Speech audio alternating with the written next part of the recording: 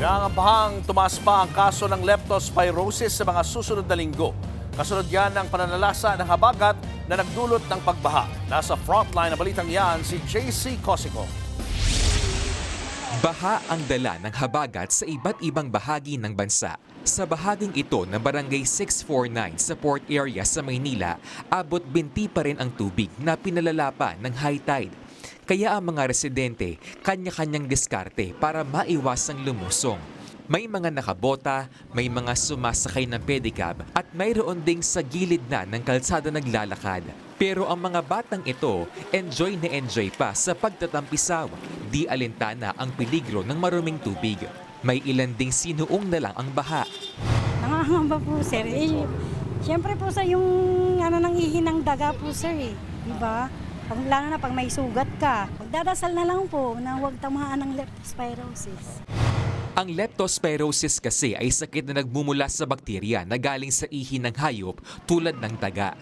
Maaari kasiyang pumasok sa katawan ng taong may sugat lalo na kung sa paa. Pwede rin sa mata, bibig o ilong kapag na-expose sa kontaminadong tubig o lupa. Kabilang sa mga sintomas nito ang pagkakaroon ng lagnat, pananakit ng ulo, panginginig, pananakit ng kalamnan, pagsusuka, rashes, at paninilaw ng balat at mata.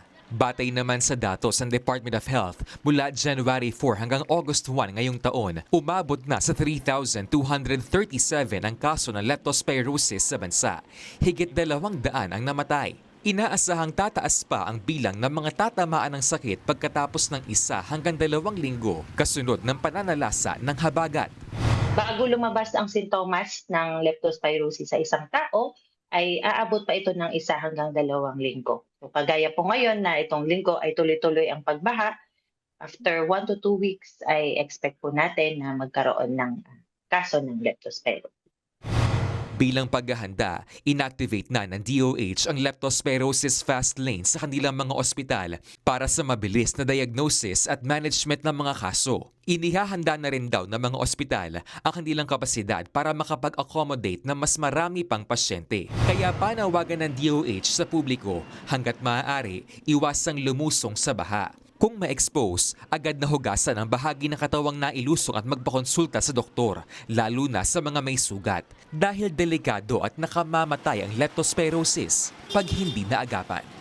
Nagbabalita mula sa Frontline, JC Cosico, News 5. Mga kapatid, Julius Babaw po. Para sa komprehensibo at makabuluhang balitaan at talakayan, mag-follow at mag-subscribe na sa social media pages ng News 5.